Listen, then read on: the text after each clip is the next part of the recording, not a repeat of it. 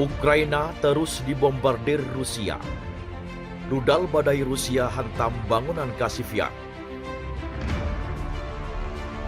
Ukraina terus dibombardir Rusia. Presiden Zelensky sebut Rusia tak serius ingin gencatan senjata. Tribunpekanbaru.com. Rusia terus membombardir Ukraina melalui serangan militer dalam tempo 24 jam terakhir. Diberitakan Al Jazeera, Presiden Ukraina Volodymyr Zelensky mengungkapkan hal itu. Ia mengatakan Rusia melancarkan 34 serangan udara di negaranya dalam 24 jam terakhir. Presiden Ukraina Volodymyr Zelensky mempertanyakan gagasan Moskow yang mengungkapkan akan melakukan gencatan senjata. Di sisi lain, Ukraina terus berusaha meminta bantuan Amerika Serikat untuk memasok senjata canggih. Ukraina berharap mendapatkan bantuan sistem pertahanan udara untuk mengimbangi serangan Rusia. Menteri Pertahanan Ukraina mengatakan bahwa sistem roket artileri mobilitas tinggi atau HIMARS sumbangan Barat membuat perbedaan besar di medan perang setelah seorang pejabat senior Amerika Serikat mengatakan pemerintahan Biden akan mengirim 4 HIMARS lagi sebagai bagian dari senjata senilai 400 juta US dollar.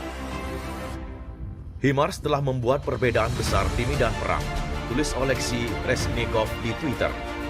Lebih banyak dari mereka serta amunisi dan peralatan akan meningkatkan kekuatan kita dan membantu demilitarisasi negara teroris.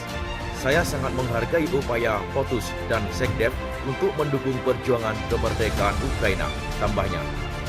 Pejabat AS mengatakan kepada wartawan pada hari Jumat bahwa paket senjata baru akan mencakup 4 HIMARS tambahan dan lebih banyak amunisi, sehingga jumlah total sistem yang dikirim ke Ukraina menjadi 12. Ukraina mengumpulkan 1 juta kekuatan tempur yang dilengkapi dengan senjata barat untuk merebut kembali wilayah selatannya dari Rusia, kata Menteri Pertahanan negara itu kepada surat kabar The Times. Dalam wawancara pertamanya dengan surat kabar Inggris sejak invasi dimulai, Oleksiy Reznikov mengatakan Presiden Volodymyr Zelensky telah memerintahkan militer Ukraina untuk merebut kembali wilayah pesisir yang diduduki yang penting bagi perekonomian negara. Kami memahami bahwa secara politik itu sangat diperlukan untuk negara kami. Jadi Presiden telah memberikan perintah kepada Panglima tertinggi militer untuk menyusun rencana. Setelah itu, staf umum mengerjakan pekerjaan rumah mereka dan mengatakan untuk mencapai tujuan ini, kami membutuhkan XYZ, katanya. Ini adalah pekerjaan saya. Saya menulis surat kepada rekan-rekan di negara-negara mitra. Para jenderal berbicara tentang mengapa kita membutuhkan persenjataan semacam ini. Dan kemudian kita mendapatkan keputusan politik, lanjutnya. Reznikov mengatakan kepada The Times bahwa intensitas perang dengan cepat menghabiskan persediaan era Soviet. Itu adalah proses yang panjang, 1,5 bulan, tetapi kami mendapatkan hasilnya.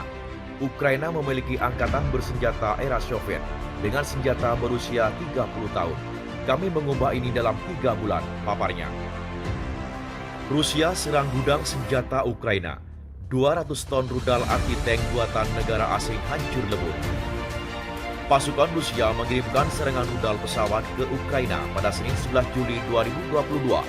Serangan tersebut berhasil menghancurkan gudang senjata 200 ton rudal anti-tank buatan negara asing. Inilah penampakan serangan angkatan udara Rusia menghancurkan formasi nasionalis Aidar. Tercatat serangan tersebut juga membuat kerugian 70% pada formasi pasukan. Kali ini pasukan Rusia menggunakan senjata presisi tinggi untuk menyerang wilayah Kharkov. Diketahui serangan yang dilakukan dalam waktu sehari itu mampu menghancurkan 200 ton rudal anti-tank buatan negara asing. Kemudian brigade dengan sengaja memberi perintah yang menyesatkan agar prajurit gugur, sehingga mereka hilang dan ditinggalkan. Tak hanya itu, namun Rusia juga menghancurkan pos komando Brigade Infanteri Bermotor ke-58. Serangan tersebut terjadi di daerah pemukiman Artemosov dari Republik Rakyat Donetsk. Pasukan Rusia juga menghancurkan 27 pos komando angkatan bersenjata Ukraina. Serangan tersebut juga mengakibatkan 3 depot amunisi di wilayah Mykolaiv menjadi hancur lebur. Itulah sekilas informasi yang dapat kami sampaikan. Dan terima kasih telah mengunjungi channel ini.